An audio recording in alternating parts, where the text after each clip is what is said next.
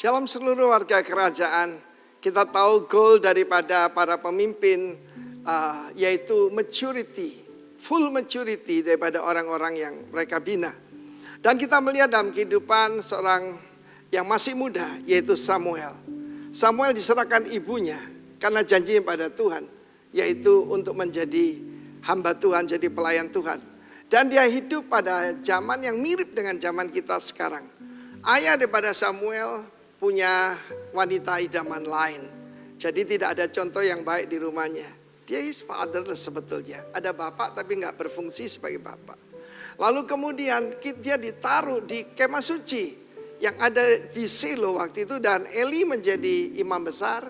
Dan kedua putranya betul-betul bukan pendeta tapi preman, saudara ya. Bagaimana justru dia melihat kenajisan di depan matanya. Tapi Samuel yang murni ini, dia sama sekali tidak terpengaruh dari lingkungan sekitarnya. Banyak anak-anak muda berkata, Pak, kalau seandainya saja keadaan itu semuanya baik. Pendeta-pendeta kasih contoh, para majelis, para pemimpin memberikan teladan. Kami bisa jadi mengikut Tuhan lebih baik. No, dengarkan baik-baik. Di dalam 1 Samuel pasal 3, Samuel makin besar. Samuel grew. Grew di sini adalah gadal. Gadal itu bukan cuma besar, bukan big, tetapi sebetulnya agung. Ya, dia bertumbuh secara yaitu makin baik. Dan yang ini luar biasa, YHWH Tuhan menyertai dia. Dan ini jaminan, tidak satu pun dari firman-Nya itu yang dibiarkannya gugur. Samuel yang makin besar itu, apa yang dia katakan itu terjadi. Maka tahulah, kita tidak usah promosi, ya. Seluruh Israel dari Dan sampai Beersheba, dari Dan sampai Beersheba. Kalau Indonesia, ya, dari Sabang sampai Merauke, begitu ya. Bahwa kepada Samuel telah dipercayakan jabatan Nabi Tuhan. Dan Tuhan selanjutnya menampakkan diri di Silo. Pasal 4 ayat 1 mengatakan dengan jelas bagaimana perkataan Samuel sampai ke seluruh Israel. He is a real influencer. Bukan melalui YouTube, bukan melalui followers, tetapi melalui kehidupannya. Bagaimana kita lihat peranan daripada Hana, ibu daripada Samuel. Waktu dia memenuhi janjinya, diserahkan Samuel pada Tuhan. Dan anak itu masih sangat kecil. Sangat kecil. Baru disapi mungkin di usia 5-6 tahun. Dan dia ditaruh. Yaitu di bawah asuhan daripada Eli, imam besar yang lemah itu, ya, yang tidak berani negur anaknya. Saudara tahu apa yang terjadi? Ibunya membawakan pakaian imam, efod, mulai dari extra small, small, medium, large, saudaraku. Dan demikianlah itu gambaran pertumbuhan dari bayi, jadi anak-anak, orang muda, dan jadi dewasa. Neaniskos artinya jadi pater, jadi bapak-bapak. Dan demikian juga pertumbuhan rohani anak-anak kita. Karena itu saya berkata pada para orang tua, apa yang Anda ajarkan di kemah Anda, itu lebih penting daripada pelayanan mereka di kemah Tuhan. Saya ulangi sekali lagi, apa yang Anda tanamkan, yaitu sesuai firman Tuhan dalam Amsal 22 juga, bagaimana apa yang kamu ajarkan, sampai tua dia tidak akan menyimpang daripadanya. Mungkin hari-hari ini ada anak-anakmu yang sedang menyimpang. Percayalah, apa yang kamu tanamkan tidak akan kembali sia-sia. Dan pada waktu tidak akan kembali pada Tuhan. Tapi bersyukurlah kalau anakmu itu bertumbuh banyak sekali. Orang tua memperhatikan anak yang lagi ngaco, anak yang lagi baik yang ada di rumah itu. Itu saudaraku akan seperti Samuel. Akan dipercayakan jabatan Nabi Tuhan. Tuhan memberkati kita semua. Dan dalam bulan ini mari kita kembali memperhatikan pendidikan anak-anak kita sejak usia dini. Tuhan memberkati kita semua. Amin.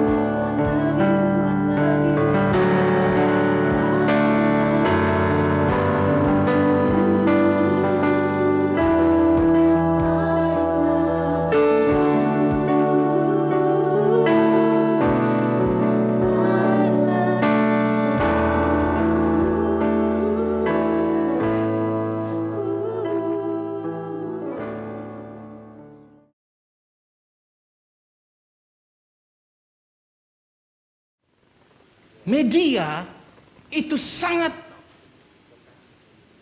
mempengaruhi pola pikir pada anak-anak kita ketika dia dalam masa pertumbuhan, dan juga mempengaruhi pola pikir para orang tua.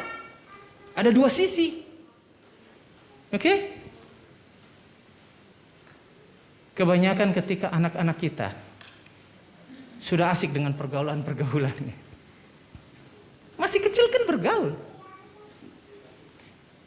Anaknya Wulan kecil-kecil udah sekolah kan sempat ya. Bayangin tuh Tito Tian sempat sekolah. Ada lingkungan pergaulan di luar rumah kan berarti. Bukan berarti anak-anak kita yang dalam range usia tadi kita pakai acuan ya, itu tidak dibakukan. Ini supaya gampang aja ketika disampaikan hari ini. Bukan berarti yang kecil-kecil itu nggak punya lingkungan pergaulan.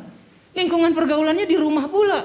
Lingkungan pergaulannya zaman sekarang, handphone, ya, internet, TV, itu lingkungan dia. Saat ini, di zaman now. Seringkali orang tua mengabaikan, dan ketika kita berbenturan dengan situasi itu, kita pun bingung. Dari mana datangnya dia ini? Kok bisa begini? Kita tidak ajarkan, kok dia bikin? Begitu kan? Setelah diselidiki, oh, mau bilang apa? Moralitasnya mulai dipengaruhi dari oleh informasi-informasi dari luar. Nah, tidak tertutup pula ada pengaruh dari orang tua sendiri untuk pertumbuhan anak-anaknya. Tentu dipengaruhi pula respon si anak ketika orang tuanya mendidik dia. Emang enak jam main teman-teman sudah ajak main disuruh tidur siang. Emang enak lagi asik-asik disuruh stop handphone. Itu yang paling bahaya zaman sekarang. Ya orang-orang tua juga yang secara jasmani tua bangka, umur 35 ke atas, kadang asik pula dengan handphone sampai subuh. Entar kalau dilihat anaknya ditiru, anaknya dimarah. Orang tuanya asik pula sambil marahin sambil mainin handphone gitu. Ah repot. Ngerokok suruh anak stop ngerokok. Nggak boleh ngerokok. Tapi ngepul di belakang. Tiba-tiba kok ada api unggun dari belakang kepala begitu. Kan begini sembunyi. Tiba-tiba rambut kebakar. Makanya tetap dari sisi orang tua mari kita lihat jenis-jenis orang tua yang ada. Kenapa kita harus melakukan ini? Mendidik orang tua ini mendidik anak-anak kita ini. Kenapa? Karena di dalam Mazmur 119 ayat 9 begini, dengan apakah seorang muda mempertahankan kelakuannya bersih? Dengan menjaganya sesuai dengan firman-Mu. Jadi ketika ada orang tua yang mendidik anaknya, itu bukan kepentingan orang tuanya yang diutamakan, tetapi untuk kepentingan anaknya sendiri ini. Yang menerima manfaat nanti anaknya. Orang tua sebentar lagi juga pulang ke rahmatullah gitu kan. Kalau ikut urutan usia yang normalnya. Ketika orang tua sudah tidak bersama atau mendampingi si anak, anak itu akan cakap untuk hidup mandiri. Asal mau dididik. Kalau berontak ya sudah hancur, tambah rusak. Betul? Normalnya seperti itu kan. Nah, jadi perlu ada hubungan timbal balik, kerjasama antara orang tua dengan anak. Nah sekarang baru kita benar-benar sudah bisa ya. Lanjut. Tipe-tipe orang tua. Lanjut. Yang pertama adalah orang tua yang berorientasi prestasi. Mau rohani mau jasmani. Sebagai orang tua rohani ataupun kita di dalam kehidupan kita sebagai makhluk jasmani ini, kehidupan sehari-hari ini. Kita hanya mau terima anak kita, eksistensi atau keberadaan kita, mau sayang anak kita hanya mau berinteraksi dengan anak kita ketika anak kita punya prestasi atau membanggakan. Bukan berarti harus bawa pulang piala terus ya.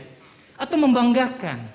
atau menunjukkan sesuatu yang membuat kita senang. Hanya itu aja. Selebihnya, dasar. Diajak ngomong juga belum tentu mau ditanggepin. Asik aja sama handphonenya sendiri, asik dengan laptopnya sendiri. Tapi ini masih bagus, karena masih ada interaksi. Yang kasihan anaknya. Ketika dia tidak menunjukkan sesuatu yang lebih atau membanggakan atau yang bagus begitu menurut orang tuanya, dia nggak dianggap. Ini mengerikan. Di dalam dunia rohani, orang tua rohani yang seperti ini adalah orang tua rohani yang senang hanya menonjolkan hubungan-hubungan dengan orang-orang tertentu yang menonjol di pelayanan, yang bisa diandalkan. Padahal anak rohani begini banyak. Hanya 1-2 yang hubungannya bisa terbuka setiap hari. Ini contoh dari orang tua yang nomor 1, berorientasi prestasi. Kasihan anaknya kalau nggak berprestasi. Makanya banyak anak-anak yang untuk bisa dapat perhatian dari orang tuanya, dia halalkan segala cara supaya dia bisa berprestasi, dia halalkan segala cara untuk dia bisa menonjol supaya apa? Dapat perhatian dari orang tuanya. Ini bahaya. Moralnya jadi menghalalkan segala cara. Oke? Yang kedua, orang tua jenis orang tua yang pasif. Kasihan banget tuh anak. Tiba-tiba ada Spider-Man, Spider-Boy. Ya ini lebay sih ya, contohnya lebay. Tapi ini fakta, kejadian. Ini terjadi. Bukan yang di plester itu loh ya, bukan yang di lakban itu ya. Terjadi sih, akhirnya makanya ada fotonya gitu. Tapi begini, orang tua yang pasif tuh begini. Dia serahkan semua kepentingan anak-anaknya itu kepada apa? Pembantu, suster, babysitter, kepada sekolah minggu, kalau masih ada, nanti kan pasti ada lagi secara prakteknya ya. Aktivitas harus tetap ada. Komandan, ada di belakang dia. Nah, tetapi jenis orang tua seperti ini, dia betul-betul sebodoh amat sama anaknya. Kasarnya, ini kasar. Dia hanya tahu punya anak, tapi dia tidak urusin anaknya. Ngeri. Dia sudah tahu anaknya punya masalah, artinya sedang bermasalah dengan seseorang. Dibiarin. Dia asik dengan urusannya sendiri. Lain ceritanya kalau dia lagi membiarkan anaknya belajar untuk menyelesaikan persoalan. Itu lain cerita. Tapi ini jenis yang ini benar-benar cuek. Ada, hidup kok yang model begini. Ada. Pasif. Ngeri. Anak-anaknya bertumbuh liar begitu saja. Jadi anak-anak yang rapuh.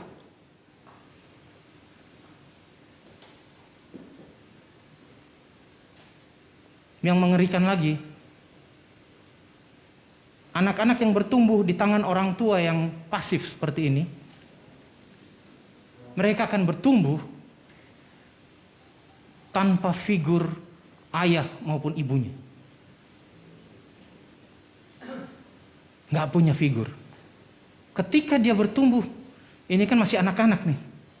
Usia emas itu, golden age, itu kalau dicekokin dengan situasi yang begini terus, itu akan jadi belief. Sesuatu yang dia yakini inilah yang benar. Ketika dia bertumbuh jadi remaja nanti di triwulan-triwulan berikutnya kita akan belajar itu jauh lebih dalam lagi ya. Ketika dia bertumbuh ke depan, akhirnya memasuki masa pacaran, apalagi kalau dia sudah memasuki masa berumah tangga, hancur dia. Yang kasihan kalau dia punya anak. Generasi itu terbangun lagi, generasi yang dibangun dengan potret jenis orang tua yang pasif. Ngeri lagi. Hancur sudah, hancur. turun, generasi ke generasi semuanya jadinya seperti itu. Sebagian orang menyebutnya sebagai kutuk generasi. Tapi itu sebenarnya menjadi apa? Itu karena ada role model dari atas, menjadi contoh dan menjadi belief, kemudian itu dipraktekkan lagi oleh generasi yang berikutnya. Lebih kepada multiplikasi error. Kesalahan yang dimultiplikasi. Jenis orang tua yang berikutnya. Next. Orang tua yang tidak hadir. Ini bukan berarti orang tuanya ikut sekolah tapi nggak pernah hadir tanpa berita alias alpa. Tetapi ini orang tua yang ada di rumah, namun dia asik dengan dirinya sendiri. Dia tahu ada anaknya, dia hanya sediakan uang. Dia hanya sediakan kebutuhan untuk makan. Dia kasih fasilitas untuk anak masih SMP dikasih mobil, dikasih motor, kasih uang yang banyak, nggak peduli dia mau ngapain. Pertumbuhannya diserahkan kepada sekolah. Pertumbuhannya diserahkan kepada pihak ketiga. Artinya bukan pada dirinya. Dia taunya begitu ada masalah datang marah-marah. Syukur kalau datang ngurus. Jenis yang begini, kebanyakan yang terjadi, kebanyakan nggak semua ya. Kebanyakan yang terjadi adalah begini. Ketika anak bermasalah, dia hanya datang begini. Terus gini masalahnya gimana? Dia bereskan. Kalau bisa diselesaikan dengan uang. Terlalu sibuk. Pembelaannya begini. Iya, aku kerjakan untuk cari makan untuk kamu. Betul. Tapi seorang anak untuk bertumbuh, dia butuh bapak ibunya untuk hadir secara hubungan batin. Lain cerita kalau itu anak yang lari keluar rumah dan pergi minggat kemana. Tapi ini anak ada di rumah. Ini anak tidak pergi meninggalkan baik secara jasmani maupun secara kebatinan. Artinya kok kebatinan? Secara batin. Posisi orang tuanya lah yang tidak peduli sama dia. Tidak ada komunikasi yang sehat. Orang yang tidak hadir.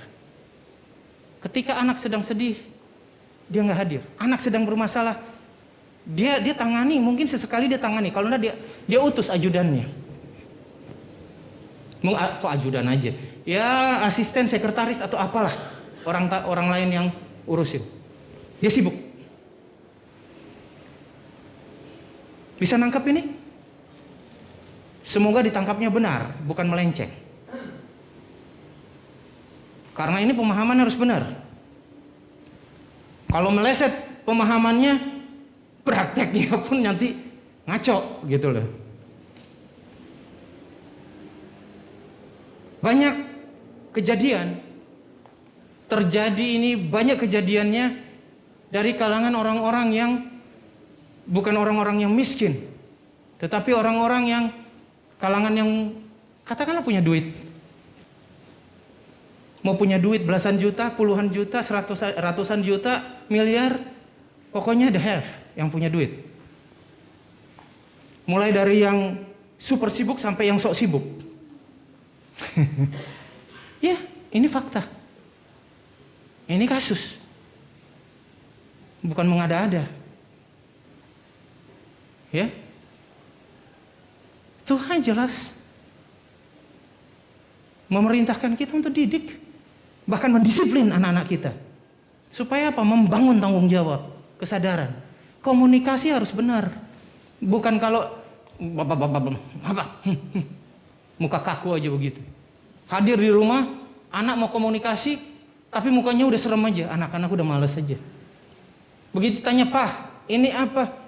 Tanya mamamu, "Mah, ini apa?" "Aduh, mama lagi sibuk." Repot. Tidak hadir.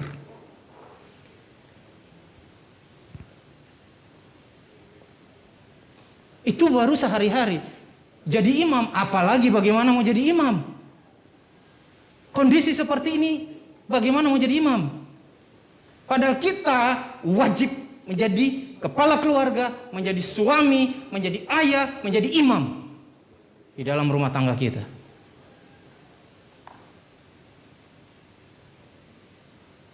Anak datang tanya, Kepala keluarga, orang tua penanggung jawab yang sudah mutlak jadi imam. Kalau memang semua dalam kondisi ideal, ya ayah. Anak datang, "Pak, nanya soal agama nih." Bukan dijawab baik-baik, dimarahin. Bukan karena apa-apa, bukan karena anaknya kurang ajar, bapaknya nggak ngerti. Gimana bapaknya nggak ngerti? Mau ngerti?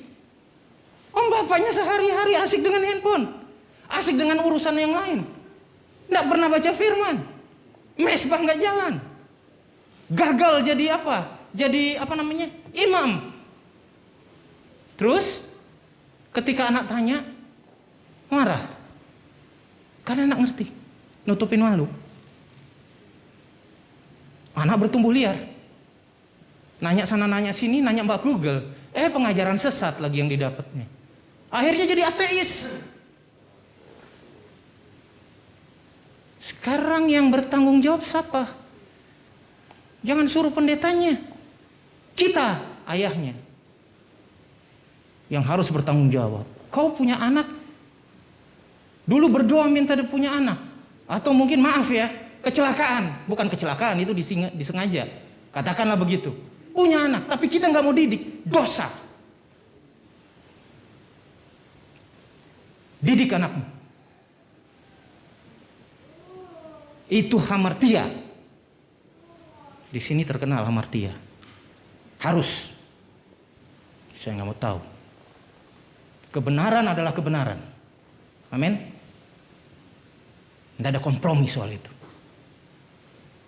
Masalah kita kemudian melakukan sesuatu yang salah. Bertobat. Tuhan mengampuni kita ketika kita mengaku dan minta ampun. Kalau ada orang yang masih cincong soal, ngerti cincong? Masa kecil saya dulu di Kupang istilahnya cincong. Apa ya cincong itu ya? Cocok dimasalahin terus. Urusanmu dengan Tuhan, Tuhan aja udah ampunin, udah beresin, udah dilupain, dihapus pula. Kalau Pak Stephen, aduh sampai lupa. Habis potongannya udah kayak Brigjen aja sih. Jadi takut kita di belakangnya paling tidak Maijen. Aduh takut pula. Ada Indonesia. Satu Ambon, satu Siregar. Kok Siregar? Batak gitu loh. Kok Siregar sih? Kok tiba-tiba marga diubah gitu kan? Tiba-tiba Pak Stephen komplain. Pastor, kenapa kok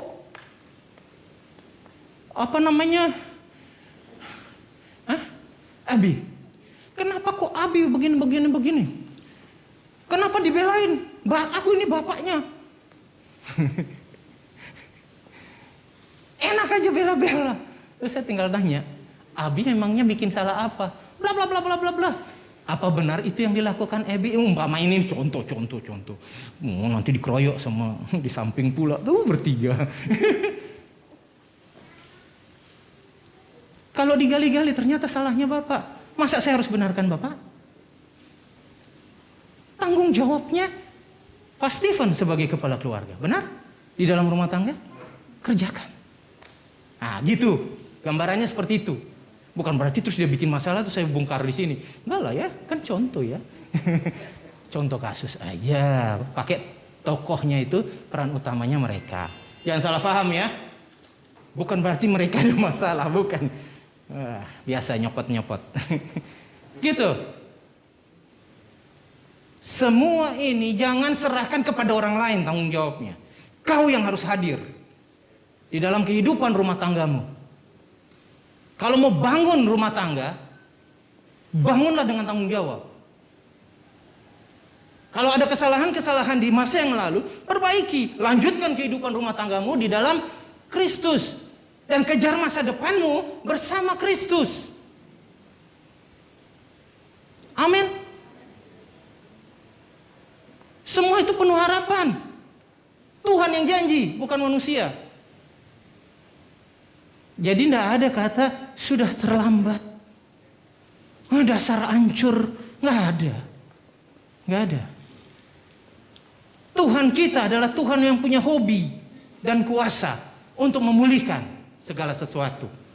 Dia berdaulat atas segala sesuatu. Amin. Itu kabar baiknya. Makanya pelayanan di tempat ini namanya pelayanan Gua Adulam. Sudah banyak bukti. Banyak teman-teman yang dipulihkan katanya.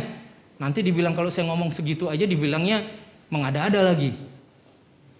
Ya kan? Silakanlah. Kalian yang bersaksi. Bersaksi untuk apa? Permuliakan Tuhan. Bukan Daniel Rompas. Daniel Rompas pun orang yang dipulihkan. Amin. Jangan sampai sebagai orang tua kita kasih teladan pada anak-anak kita yang masih kanak-kanak ini. Kita lupa dulu kita bikin apa. Diangkat dari lumpur yang manapun kita lupakan. Kita mulai menjudge orang. Jadi hakim di muka bumi. Tahu-taunya begitu dibalikkan babak belur. Ancor Jo. Anak-anak menonton. Anak-anak kita menonton. Mengerikan. Oke. Bisa nangkep ya orang tua yang tidak hadir. Kalau kecepatan saya akan slow. Yang berikutnya, orang tua yang kasar. Kasar di sini, next, lanjut Jay. Nah, kasar di sini bisa berbentuk kekerasan fisik, kasar secara fisik maupun kasar secara verbal. Verbal ini ucapan, bahasa tubuh, dan juga psikologis di sini ya. Saya gabung aja di situ, psikologis juga. Contoh. Mukul enggak? Nendang enggak? Mecut enggak? Hukum kurungan, direndam di bak, gitu kan? Atau jemur sari gitu kan? Jemur sampai hormat matahari begitu? Enggak. Dihantam, dianiaya, enggak. Tapi begitu bikin kesalahan, bukan bikin kesalahan ya, dianggap bersalah, langsung, sini duduk nak. Dia hadir, dia ada, diajak duduk. Dan mulai dibilang, kamu tahu, kamu sudah habiskan sekian banyak uang untuk studimu, untuk pakaianmu, itu sudah banyak pengeluaran. Dan semua mulai dihitung uang oleh orang tuanya.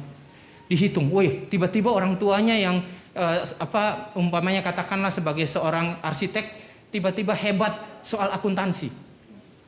Kadang ngitung duit terus gitu kan. Dia ngomong, kamu ini ngerugiin orang tua. Kamu enggak tahu ya, bapak ibumu ini capek cari uang. Sebagai anak kenapa kamu ngabisin uang aja tapi enggak jadi-jadi, kamu jadi kurang ajar semakin hari. Hampir setiap hari begitu terus diomongin. Ini anak secara psikologis mulai rusak. Pola pikirnya mulai rusak. Berarti aku hanya sebatas uang. Di luar, di rumah mungkin dia takut. Karena dia masih tergantung sama orang tuanya. Di luar dia bikin masalah. Rusak anaknya. Ini kekerasan verbal. Ada lagi yang bilang begini, dasar anak anjing. Sorry ya, saya harus kasih contoh real dong. Anak tuyul. Lah kalau anaknya tuyul bapak ibunya sopo. Bukannya tuyul Mbak dan Mbak Yul jadinya. Ya, benar nggak? Ngeri. Yang kayak gini-gini, bahaya. Generasi yang akan dihasilkan bukan generasi unggul. Ngeri. Kalau kekerasan fisik sudahlah ya, kita nggak usah bahas. Ya, banyak pasti ada lah di antara kita yang dibesarkan dengan kekerasan fisik. Ya kan? Apalagi angkatan saya ke atas, maksudnya yang lebih tua lagi ya. Kalau saya sih kena tendang dengan sepatu bot tentara zaman Jepang itu biasa. kopel rim naik di belakang itu biasa dulu. Tapi puji Tuhan, papi saya, mami saya bertobat. Akhirnya dapat anugerah baptis orang tua sendiri. Papi meninggal sudah di dalam pertobatan. Puji Tuhan. Ada pemulihan, apa segala. Amin. Orang tua yang kasar seringkali juga menggunakan bahasa tubuh yang kasar. Dia kalau ngelihat anaknya tuh selalu hanya ngeliatin tajam aja. Diajak ngomong diam. Dia lihat tajam aja. Nggak ada. Jadi tanpa sepatah kata begitu. Kita bicara tentang bahasa cinta, tanpa suara, tanpa sepatah kata. Nah, kayak gitu kurang lebih. Ya. Itu zamanku dulu. Lagunya tenenet tenet. Nah gitu. Nggak tahu ada yang tahu nggak judulnya? Saya juga lupa. Anak musik. Nah jadi itu Krisya kalau nggak salah. Pakai goyang-goyang, goyang. Kok jadi aneh ini pendeta. Nah jadi hanya dengan tatapan tiba-tiba, apaan? Ngomong dong. Apa bisu bapak gue? Apa bisu mak gue? Ngomong. Begitu ndak ada respon, pak. Jadi sepak bola jadi tendangan 12 pas. Pang. Banyak kasus seperti itu yang dilaporkan minim. Kasus anak-anak rohani juga banyak yang seperti itu. Tapi tentu bukan dengan tonjokan atau pukulan, beda lagi. Teror batin. Puji Tuhan, saya sudah tidak dengar kasus-kasus itu sekarang. Karena semakin maju, edukasi semakin bagus, kan gitu. Cara pemuritan semakin maju, berkembang. Malah zaman sekarang, anak-anak sekolah, nggak semua. Tapi ada sebagian anak-anak sekolah dengan tindakan-tindakan yang tegas, terukur seperti zaman saya sekolah dulu. Mulai dihilangkan dan ada undang-undang yang melindungi kekerasan di sekolah. Anak-anak kok banyak jadi kurang ajar sama gurunya sekarang. Bahkan di televisi ada anak-anak sekolah yang menganiaya gurunya di sekolah. Jadi kondisi di rumah tangga, baik rohani maupun rumah tangga secara jasmani, jangan lempar tanggung jawab kepada pihak luar. Kita orang tua yang bertanggung jawab di dalam. Dan kita sebagai ayah, itu yang paling bertanggung jawab. Kalau tidak ngerti, belajarlah. Nggak ada kata terlambat. Kalau belum mampu, minta Roh Kudus mampukan. Roh Kudus nggak jauh. Roh Kudus di dalam kita. Ngomong sama dia. Terus, saya sudah berdoa ulang-ulang. Berdoanya berdoa apa? Jangan-jangan hanya berdoa makan. Selebihnya nggak ada berdoanya. Apalagi berdoa cuma minta diberkati. Lupa memberkati Tuhan. Dengan hidupmu. Mengerikan. Amin. Orang tua yang kasar saya rasa tidak usah terlalu dibahas lagi. Ini udah cukup jelas ya. Nah, untuk supaya lebih fair, saya mau ada sedikit perubahan pola hari ini. Kita sedang jalankan pemuritan dan tahun ini adalah the year of reproduction, tahun reproduksi.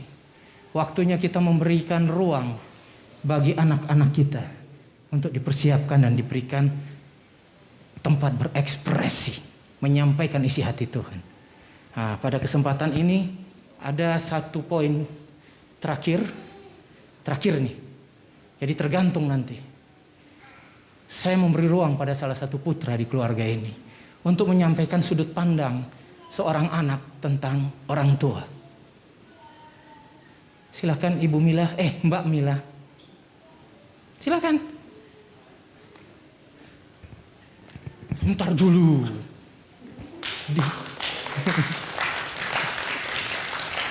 Dia gemetar. Ini bukan grogi karena apa? Berdiri di sini, tanggung jawabnya besar. Amin. Bukan hanya pinter, belajar dan apa segala, Nggak gampang. Di Komsel saja kau nggak sanggup. Jangan harap ada di sini. Kenapa? Bertanggung jawab untuk yang kecil aja nggak sanggup. Jangan harap untuk yang satu keluarga besar. Oleh karena itu, ini dia, saya yakin dia agak deg-deg plus karena dia sudah nolak-nolak ulang-ulang. Saya bilang enggak. Waktumu. Pak Bayu sudah, mereka gembala-gembala sektor, saya mulai gilir, nggak mau tahu. Nah, silakan Mbak Mila masih bujang. Ya, shalom semuanya. Terima kasih untuk kesempatan yang diberikan kepada saya. Ya, mohon maaf sebelumnya seandainya dalam penyampaian masih ada kurang. Nanti biar pastor yang menyempurnakannya ya. Saya coba untuk apa yang sudah kami sharingkan sebelumnya untuk apa yang disampaikan pada hari ini. Tadi sudah mengenai dari sisi orang tua yang tidak baik gitu ya. Dari sini next mungkin untuk PowerPoint-nya. Saya langsung aja ya. Saya agak grogi juga untuk menyampaikan banyak kata-kata ya. Baik, saya akan lanjut ke berikutnya adalah orang tua yang baik. Dari sisi sebaliknya itu, apa itu orang tua yang baik? Atau siapa itu orang tua yang baik? Secara pengalaman saya secara pribadi melihat contoh dari orang tua saya gitu kan. Saya melihat orang tua yang baik itu adalah orang tua yang memiliki hubungan yang baik. Pertama adalah dengan Tuhan. Itu tadi dikatakan melekat kepada Tuhan. Jadi orang tua ini sudah mengalami proses untuk bagaimana membangun hubungan yang baik dengan Tuhan. Dengan membangun hubungan yang baik dengan Tuhan itu kan hanya mereka juga akan diproses untuk dididik itu kan, dididik mulai dari dia menjadi anak dulu, menjadi anak yang baik dulu. Jadi mengikuti aturan-aturan yang ada seperti sesuai dengan firman Tuhan, sehingga orang tua yang baiklah orang tua yang punya hubungan yang sangat dekat dengan Tuhan. Sehingga apa? Dari hubungan itu nilai-nilai kebenaran firman Tuhan ada padanya. Sehingga pada waktu mempunyai anak, itu pasti akan menurunkan nilai-nilai kebenaran itu. Bisa menjadi teladan yang baik bagi anak-anaknya. Dan itu juga saya sudah melihat dari pengalaman hidup yang beberapa waktu ini saya boleh diarahkan, dipimpin, dan dibimbing oleh orang tua saya gitu kan. Secara rohani khususnya. Berikutnya, ciri-ciri dari orang tua yang baik. Pertama adalah, boleh berikutnya? Ya, menerima anak seutuhnya. Ya tadi yang pertama di awal sudah disampaikan orang tua yang berorientasi pada prestasi. Itu kalau saya merenungkannya bahwa kalau ini adalah orang tua yang menerima anak seutuhnya, artinya seorang anak itu butuh penerimaan yang tulus, yaitu berupa cinta atau kasih yang tanpa syarat. Ya tadi kalau orang tua yang sudah punya hubungan baik dengan Tuhan, pasti dia memiliki kasih. Dia tidak akan memandang, tidak memilih-milih anaknya gitu ya, anaknya yang baik itu jadi diakui sebagai anaknya, tapi anak yang bandel atau anak yang nggak sopan atau masih perlu diarahkan itu dia tolak, tidak ya. Dan itu juga saya jadi diajarkan, boleh kesaksian sedikit, pada waktu saya pertama diberikan tanggung jawab untuk menjadi gembala Komsel. Saya sempat ada satu kondisi di mana saya harus ada mulai anggota Komsel yang baru gitu kan. Ya cukup mengagetkan juga buat saya karena anggota Komsel baru ini ya buat saya pada waktu agak sedikit mengkhawatirkan begitu kan dengan sikapnya, tingkah lakunya. Lalu saya sampaikan kepada pastor bahwa Pak boleh nggak saya anggota Komsel jangan di Komsel kami gitu kan. Alasannya apa gitu kan pada waktu itu, oh soalnya dia begini begitu kan, saya sampaikan itu. Terus saya dikembalikan, apakah hidup kamu lebih baik daripada dia? Itu sangat berkesan di hati saya dan menyadarkan saya bahwa oh iya ya, saya juga tidak lebih baik kok dari orang lain. Even pun mungkin terlihatnya memang secara kehidupan nyata gitu kan dia tidak baik, tapi saya juga bukan orang yang baik. Saya belum sempurna, saya juga masih belajar. Jadi di situ saya belajar menerima orang-orang yang baru, orang-orang yang maksudnya butuh untuk diterima. Jadi begitu juga orang tua yang baik itu akan menerima anaknya secara penuh, secara tulus, secara ikhlas, tanpa syarat. Kenapa? Karena setiap anak itu adalah unik dan spesial. Jadi kita tidak bisa menuntut orang atau setiap anak-anak itu seperti yang kita mau atau seperti yang kita harapkan atau seperti mungkin yang lain gitu kan. Tapi dengan keunikan dan kespesialan mereka, kita tahu bahwa anak-anak ini punya potensi, punya talenta yang masing-masing gitu kan, juga panggilan hidupnya masing-masing. Sehingga dengan penerimaan itu membuat anak-anak tuh jadi tahu bahwa orang tua juga melihat bahwa ini anak punya potensi dan dia bisa mengarahkan anaknya untuk meningkatkan potensinya, untuk dia diarahkan kepada panggilan hidupnya. Jadi di awal adalah dia perlu diterima. Dengan penerimaan dia akan merasa nyaman, dia akan merasa aman, dan dia tahu siapa dirinya karena hubungan yang baik itu dengan bapaknya. Seperti itu. Dengan orang tuanya ya, tidak hanya bapak tapi juga ibu. Berikutnya, next. Orang tua yang baik itu adalah orang tua yang hadir. Tadi sudah dikatakan bahwa hadir. Kalau saya di sini mengerti begini,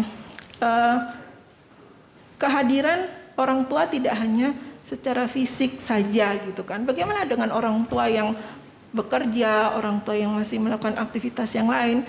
Bukan berarti harus tetap ada dengan anaknya setiap saat gitu ya. Tapi lebih kepada keberadaan yang dirasakan oleh anak gitu kan. Seperti contohnya saya gitu kan. Pada saat saya mengalami masalah atau sesuatu yang saya butuh seseorang nih untuk saya punya kekuatan, bisa saya membuka pikiran saya. Yang saya ingat itu adalah orang tua saya. Saya akan datang kepada mereka. Kenapa? Karena saya percaya kepada mereka. Mereka akan menerima saya, mereka akan memberikan ruang untuk saya bisa mengerti apa yang sedang terjadi, dan saya tahu bahwa orang tua saya akan membela saya. Mereka tidak akan mengejas saya, mereka tidak akan menghakimi saya, tetapi lebih kepada mendengarkan, kemudian membuka pemikiran-pemikiran saya yang mungkin salah atau membenarkan kalau itu benar, semakin ditajamkan, sehingga orang tua saya itu benar-benar hadir dalam hidup saya gitu kan. Jadi kemanapun saya pergi, walaupun orang tua saya tidak bersama-sama saya mendampingi, tapi saya tahu orang tua saya ada bersama-sama saya. Kehadiran dia yang tadi disampaikan bahwa orang tua mengambil tanggung jawab, menjadi pasang badan gitulah istilahnya kan. Pada saat mungkin saya mengalami masalah, orang tua saya akan ada di depan saya, membela saya untuk agar jangan sampai saya jatuh atau dipermalukan. Tapi lebih kepada pada waktu menjadi pasang badan untuk saya, artinya dia akan membela kepentingan saya terlebih dulu, bukan membenarkan ya, tapi lebih kepada udah selesaikan masalahnya, bertanggung jawab. Kalaupun saya melakukan kesalahan, contoh misalnya masalah merugikan orang lain gitu kan, orang tua saya akan mengganti kerugian itu. Setelah itu sudah, jadi kan saya aman dulu nih dengan orang lain gitu, tapi nanti setelah di rumah baru saya akan menerima teguran, saya akan menerima dimarahin sepuas-puasnya gitu kan, sampai saya ngerti bahwa saya salah dan oke, saya tidak melakukan itu lagi. Jadi kehadiran orang tua itu penting ya. Bagaimana cara membuat hal itu terjadi? Yaitu dengan hubungan yang terus dibangun setiap hari. Dari hal-hal sederhana.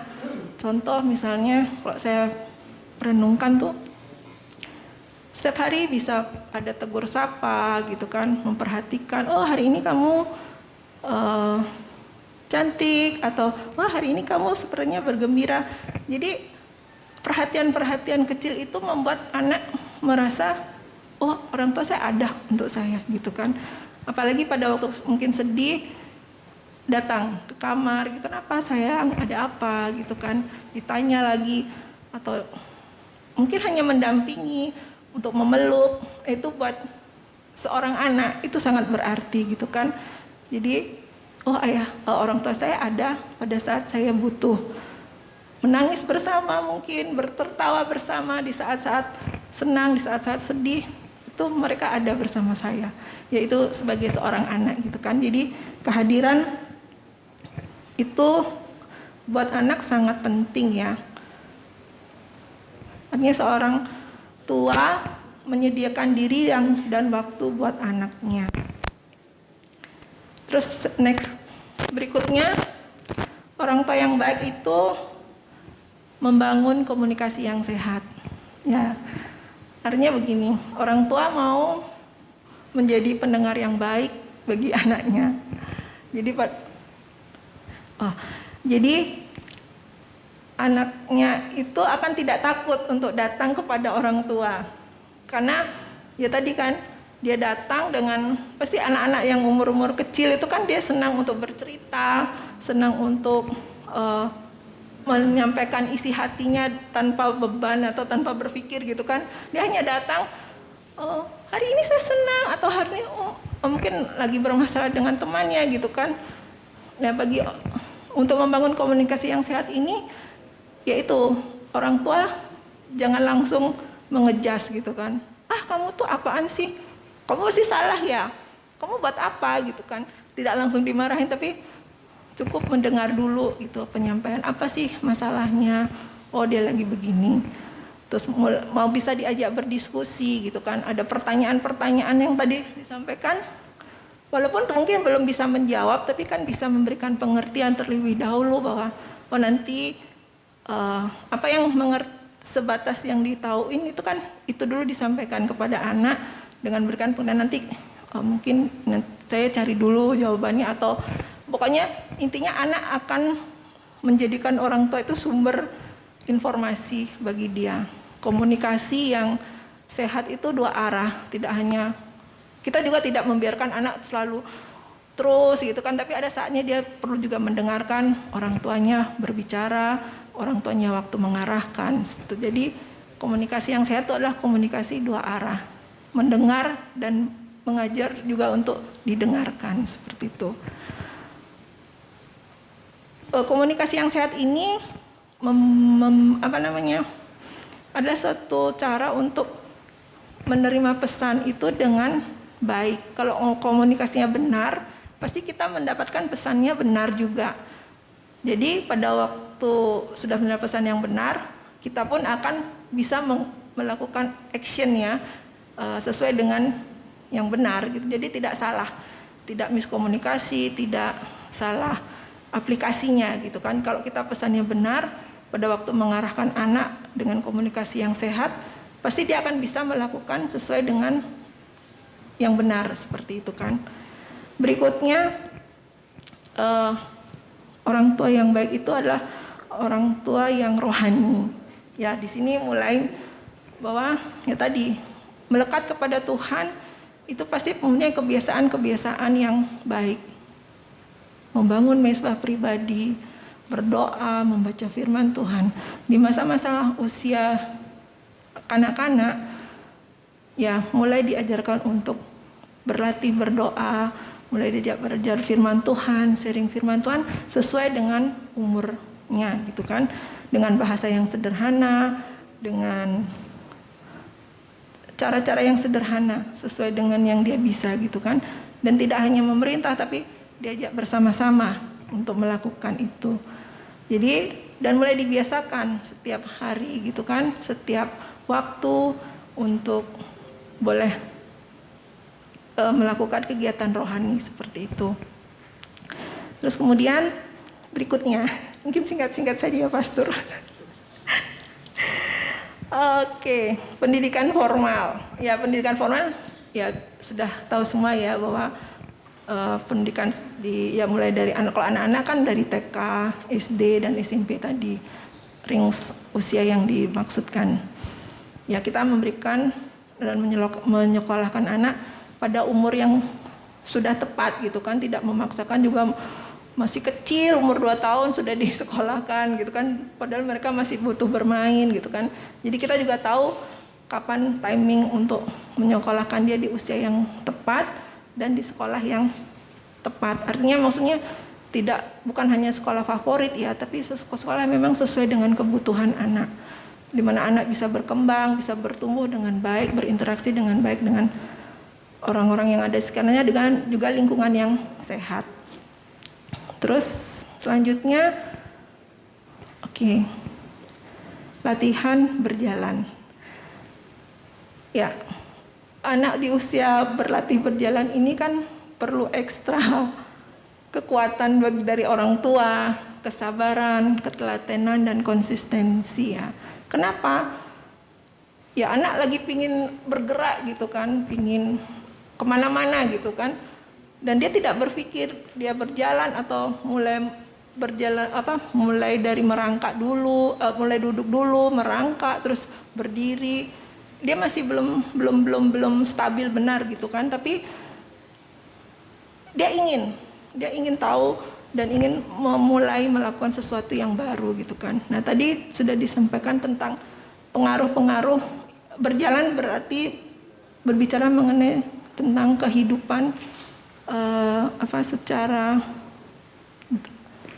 nyata, maksudnya dunia yang sedang mereka hadapi saat ini, di mana orang tua akan melatih anaknya untuk menghadapi dunia. Pada kondisi ini, secara gambarannya adalah anak-anak itu bukan dikekang atau dibatasi untuk melihat dunia. Justru mereka perlu untuk tahu dunia itu seperti apa. Dunia itu banyak tipu muslihat, banyak kejahatan. Tapi bukan untuk mereka menjadi jahat. Justru dengan mereka tahu kejahatan atau dunia nyata itu, orang tua bisa melatih anak-anak ini untuk siap menghadapi dunia dengan cara apa? Dengan firman Tuhan, tadi yang sudah disampaikan, dengan hubungan, dengan nilai-nilai yang sudah diberikan, itu membuat anak-anak akan siap menghadapi dunia ini.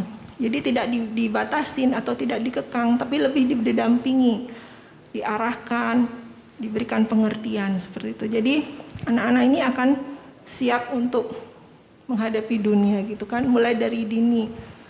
Contohnya bagaimana cara untuk bisa mempersiapkan ini? Ya kalau di gereja ini kan dengan cara memberikan kesempatan untuk melayani. Dengan melayani, anak-anak kan kita semua kan bisa berinteraksi satu dengan yang lain. Di situ pasti akan menemukan hal-hal yang baru, hal yang mungkin tidak biasa, yang di rumah mungkin semuanya baik-baik saja, fine-fine saja, semua menerima dia, tapi di luar belum tentu kan, pasti ada orang yang menjengkelkan, mungkin orang-orang yang ngeselin, tapi ya itulah kenyataan yang ada. Tapi itu kan bukan berarti kita harus memprotek anak, oh jangan ini, jangan itu, tapi dengan melayani itu justru membuat mereka bisa mengerti, oh ada loh orang begini, oh ada kondisi seperti ini. Makanya perlunya orang tua untuk mengarahkan anaknya untuk, oh enggak apa-apa dengan kondisi ini, kamu begini, oh ini seperti ini. Jadi memberikan pengertian dan mendampingi mereka terus untuk sesuai firman Tuhan seperti ini. Kamu harus melakukannya seperti ini kebenarannya gitu kan.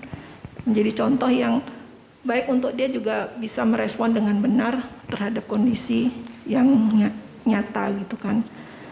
Terus berikutnya melatih anak untuk mandiri. Ya, dari usia ini kan ya mulai melatih untuk makan sendiri, melakukan segala sesuatu sendiri gitu kan. Di sini juga perlu pendampingan, perlu kesabaran. Kalau di sini dilihat dari gambarnya bahwa kalau anak yang seusia ini belajar makan pasti belepotan gitu kan, masih berceceran, belum sempurna. Ya enggak apa-apa, justru di situ anak akan diberikan ruang untuk dia mulai belajar untuk melakukan sesuatu yang menjadi kebutuhan dia. Ya dari makan, mandi, dan ya hal-hal yang sederhana dulu gitu kan. Oke, berikutnya latihan mengambil tanggung jawab.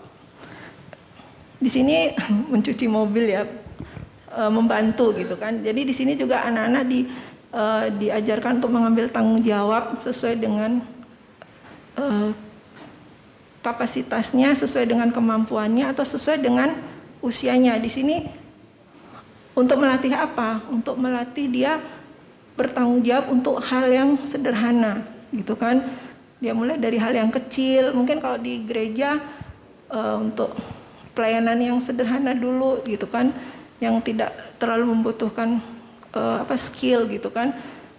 Ya apapun itu, pelayanan serba guna, gitu kan? Mungkin membantu menata kursi. Dulu kalau kita di ruang sebelah untuk memasang gorden gitu kan, atau membantu yang hal-hal yang sederhana gitu. Tapi kalau dia melakukan dengan setia, itu menjadi suatu poin buat dia ke depan akan lebih setia gitu untuk tanggung jawab yang lebih besar. Baik, berikutnya latihan menyelesaikan masalah. Nah di sini anak ini dia sedang merasa, tolong temanku cerewet banget gitu. Dia mengalami masalah gitu, dia menutup telinganya karena dia sudah nggak tahan gitu kan. Nah bagaimana kita menyikapi sebagai orang tua pada saat menghadapi anak-anak yang mengalami masalah gitu kan. Ya nggak apa-apa dia datang kepada orang tua tidak langsung menyalahkan temannya atau menyalahkan dia, tapi lebih kepada memberikan pengertian, kamu sedang mengalami masalah ini, ayo mulai kita selesaikan masalahnya bersama. Kalau kamu salah, kamu harus minta maaf. Kalau kamu benar, kamu harus mau membuka hati untuk menerima kalau teman kamu salah. Even pun dia tidak mau minta maaf, tapi kamu jangan menyimpan sakit hati, seperti itu kan. Harus berani menghadapi masalah dan menyelesaikan masalah itu. Dan terakhir, latihan menerima disiplin. Nah tadi sudah disatakan bahwa anak juga perlu didisiplin karena mereka masih pingin ini, pingin itu tanpa berpikir dengan benar gitu kan. Nah tergantung sekarang cara seorang tua melatih disiplin, yaitu tidak langsung main hukum saja gitu kan, tapi memberikan pengertian bahwa kamu salahnya ini, ayo mulai renungkan apa kesalahan kamu, dan kalau kamu sudah tahu mau berubah, seperti itu. Dan tergantung juga respon anak. Kalau dia mau dididik, dia pasti akan nurut walaupun berjuang dia untuk menjalani disiplin itu, tapi pada saatnya dia pasti akan mengerti bahwa orang tua saya salah dan saya harus berubah. Ada juga respon yang lain, memberontak atau malah membuat ulah gitu, semakin menjengkelkan orang tuanya. Ya sudah, dengan itu ya orang tua pasti akan semakin mendisiplinkan dia, tetap mengarahkan dia. Kalau tidak mau, ya sudah, itu nanti ada saatnya juga anak akan mengerti gitu kan. Membiarkan bukan berarti tidak mau peduli, tapi memberikan ruang untuk dia bisa mengerti, memahami kesalahannya sendiri dengan baik gitu kan. Dengan tetap mengawasi mereka, dengan tetap untuk sesekali membantu mereka, mengingatkan mereka gitu kan. Jadi pendisiplinan ini perlu untuk anak-anak bisa mengerti kesalahan mereka dan mau berubah. Ya, itu saja sih yang bisa saya sampaikan dengan segala keterbatasan, ya, karena saya deg-degan. Terima kasih. Terima kasih Mbak Mila. Ingat ya, Mbak bukan Ibu. Artinya masih bujang lagi. Silakan Bu ya. Silakan Mbak. Terima kasih untuk uraiannya. Poin terakhir tadi biarlah menjadi acuan bagi kita semua. Kita semua. Termasuk evaluasi bagi kami di tempat ini yang berdiri dan diberi mandat kepercayaan dari Tuhan melalui hierarki kepemimpinan di gereja GBI Rock di dalam menjadi orang tua rohani di sini. Orang tua rohani di dalam keluarga GBI Rock Ubud. Masalah Bapak Ibu, saudara-saudara sekalian punya orang Bapak rohani di luar sana, ya monggo. Tapi begitu masuk di sini, ketika beribadah bersama kita di dalam kumpulan ini, berarti saya bertindak sebagai kepala keluarga. Itu saja. Kita tidak ada pemaksaan di sini. Amin. Nah, fungsi-fungsi ini biarlah itu dapat diterapkan. Ruang komunikasi selalu dibuka. Karena komunikasi itu menjadi semacam atmosfer yang bisa membangun keselarasan, harmoni, dan pertumbuhan. Bagaimana kita bisa bertumbuh kalau kita tidak punya ruang untuk berkomunikasi? Bagaimana kita mau berkembang kalau kita sendiri tidak mengalami pertumbuhan? Apalagi mau dilipat gandakan hidup kita. Reproduksi. Amin. Untuk kategori yang baik sengaja saya lepas, silakan. Suara dari seorang putra. Bukan apa-apa, kita fair. Kenapa saya berikan kepada Mbak Mila? Dia salah satu dari putra di tempat ini yang diberikan kepercayaan hingga saat ini sebagai seorang gembala sektor. Dia memulai dari seorang jemaat. Kemudian dia menjalani, dulu dia jadi jemaat. Dia tahu rasanya waktu dia jadi jemaat. Waktu dipromosi jadi gembala komsel, nolak-nolak. Karena dia tahu itu tanggung jawab dan akan menghantam kenyamanannya dia. Dan benar, ketika dia menjadi gembala komsel, awalnya smooth. Baru berjalan sebulan 2 bulan, apa yang terjadi? Goncangan mulai dirasakan. Dan di situ proses pertumbuhan dia, pemuritan dia mulai dijalankan. Kalau dia kemudian dipromosi menjadi gembala sektor, itu bukan berarti pilih kasih, teman. Anda harus siap lewati perjalanan-perjalanan yang berbeda. Tanggung jawab Anda bukan hanya karena gembala komsel, sektor. Jadi Anda hanya bertanggung jawab terhadap 3, 4, atau 5, atau 6, atau 7 gembala komsel saja. Tetapi seluruh jemaat yang ada di sekian komsel itu, termasuk gembala-gembalanya.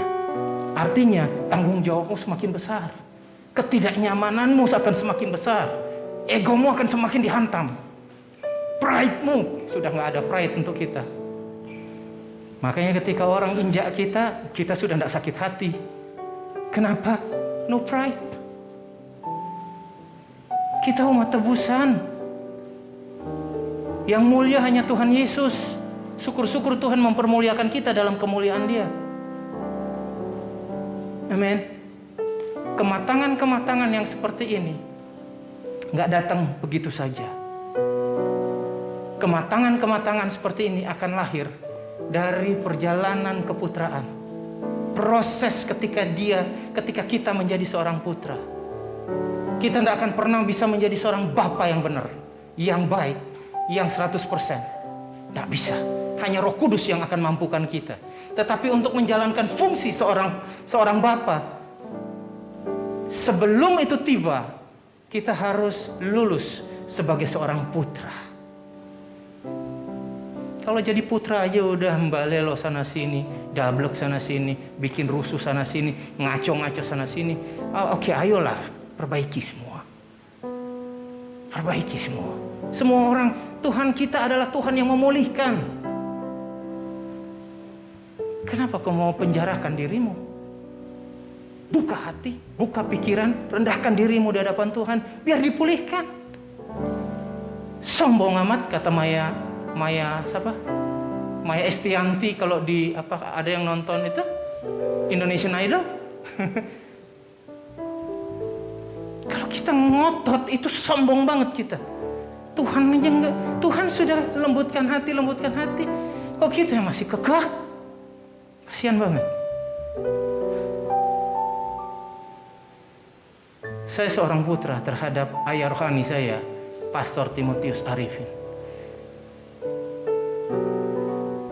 Kalau saya tidak lewati masa keputraan saya dan dipandang cukup oleh orang tua saya tidak akan diutus untuk membangun rumah tangga saya di sini. Ini rumah tangga saya. Dan dia terus mendampingi saya. Walaupun dia tidak pernah, bukan berarti setiap hari kita berinteraksi, enggak. Pada titik tertentu dia berdiri untuk saya. Baik saya benar maupun salah. Bukan berarti saya salah terus dibenarkan. No.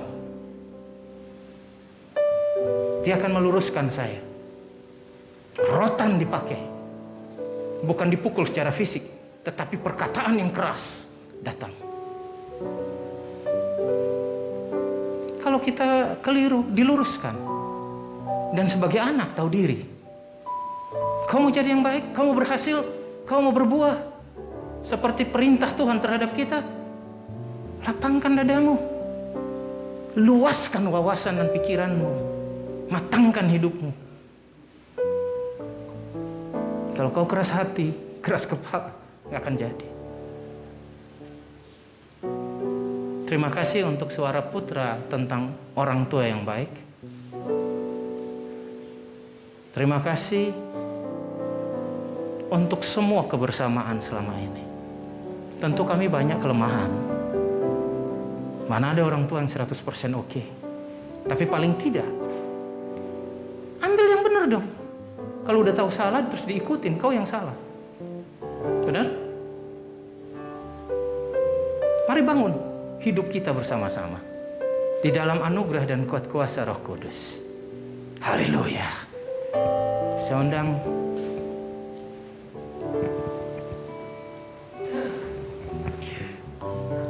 firman telah datang ya Tuhan, kami telah sampaikan di dalam berbagai keterbatasan kami. Kami mohon Bapa sempurnakan, Roh Kudus tanam di dalam hidup kami dalam pengertian yang dalam, sehingga kami dimampukan Roh Kudus untuk hidup dan menghidupinya dalam kehidupan nyata kami. Terima kasih Roh Kudus, terima kasih Tuhan Yesus, terima kasih Abah. Dan biarlah pada kesempatan ini kami mempersiapkan diri kami untuk memasuki perjamuan kudus, yaitu meneguhkan kembali, sekali lagi meneguhkan perjanjian antara Allah dengan umatnya, yaitu perjanjian di dalam tubuh dan darah-Mu, mengingat akan Kristus, korban Kristus bagi kami semua. Dan karena itu sebelum kami memasuki perjamuan kudus ini ya Bapa, kami mengakui semua dosa salah kami, baik itu pikiran, perkataan, perbuatan, keinginan, dan bahkan perasaan kami. Kami akui semuanya di hadapan Tuhan dan kami mohon ampun pada Bapa dalam nama Tuhan Yesus. Darah-Mu menguduskan kami kembali dan melayakkan kami untuk memasuki terlibat di dalam perjamuan kudus ini. Aku menguduskan hosti dan anggur ini, semuanya benar-benar menjadi tubuh dan darah Kristus untuk digunakan di dalam perjamuan kudus ini. Dalam nama Tuhan Yesus. Haleluya.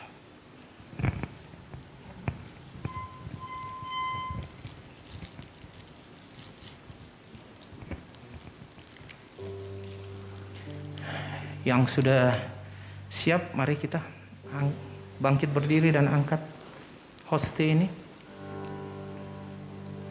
Kami percaya di dalam persekutuan dengan tubuh-Mu yang kudus ini, ketika kami makan akan tubuh-Mu, DNA ilahi ada di dalam kami. Dan itu menghidupkan kami. Manusia lama kami telah dikuburkan di dalam kematian bersama Engkau. Dan kami hidup di dalam manusia baru yang menyatu di dalam kebangkitan bersama Engkau. Masa lalu kami telah tertinggal di belakang sana, dan kami hidup di masa kini bersama Kristus dan mengejar masa depan kami bersama dan di dalam Kristus pula. Dan kami percaya Engkau memberikan kami kemampuan dalam persekutuan dengan tubuh-Mu. Bapa, kami mengucap syukur atasnya. Jemaat Tuhan, apakah Engkau percaya ini adalah persekutuan kita dengan tubuh Kristus? Amin. Mari kita makan dalam nama Tuhan Yesus.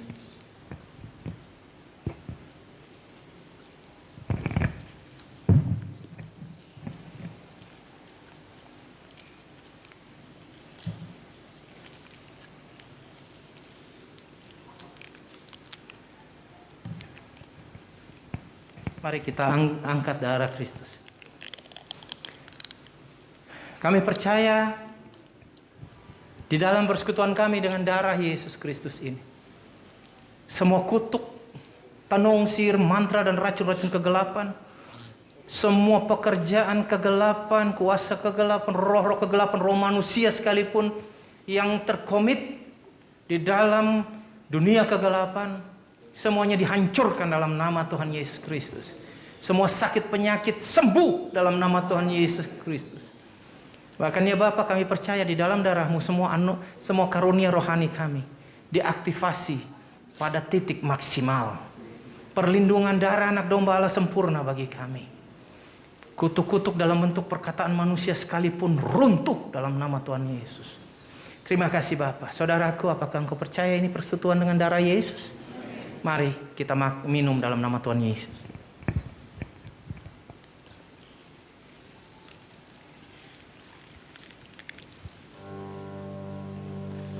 Terima kasih. Terima kasih Tuhan. Terima kasih. Terima kasih untuk persekutuan dengan tubuh dan darah-Mu ini. Terima kasih bahwa Engkau Allah yang setia. Terima kasih bahwa Engkau Allah yang tidak menyia-nyiakan perbuatan tangan-Mu, yaitu manusia yang Kau ciptakan sendiri dengan tangan-Mu. Terima kasih bahwa Engkau selalu bersama dengan kami, bahkan tinggal di dalam kami, di dalam Roh-Mu yang kudus. Terima kasih Tuhan. Terima kasih. Jemaat Tuhan, angkat tangan-Mu dan terima berkat Allah. Diberkatilah engkau dengan loh hati yang baru, yang lembut dan mudah dibentuk oleh Allah. Diberkatilah engkau dengan pemikiran-pemikiran yang terbuka oleh kebenaran-kebenaran ilahi. Dan engkau menyampaikan kebenaran, engkau menyampaikan kabar baik, bukan kabar kecelakaan ataupun kabar-kabar yang tidak baik. Diberkatilah engkau dengan kasih agape, kasih yang tanpa syarat, yang berasal dari Allah. Diberkatilah engkau dengan keturunan yang diurapi dan diberkati Allah. Diberkatilah engkau dengan kesehatan, panjang umur, dan keberhasilan. Allah menghadapkan wajahnya dan memberikan engkau perkenanan. Dia menyinari engkau dengan wajahnya. Tanda Ia memberkatimu, melindungimu, dan berkenan atasmu. Terimalah berkat ini. Hanya di dalam nama Bapa, Putra, dan Roh Kudus, yaitu di dalam nama Tuhan Yesus Kristus. Mari kita katakan amin, amin, amin. Tuhan Yesus berkati. Silakan duduk. Sebelum bubar, saya mau bertanya, adakah di antara Bapak Ibu yang baru pertama kali beribadah dengan kita di sini? Mohon bangkit berdiri. Kami ingin menyambut Bapak Ibu. Adakah? Tidak ada. Baik. Tuhan Yesus berkati. Happy Sunday.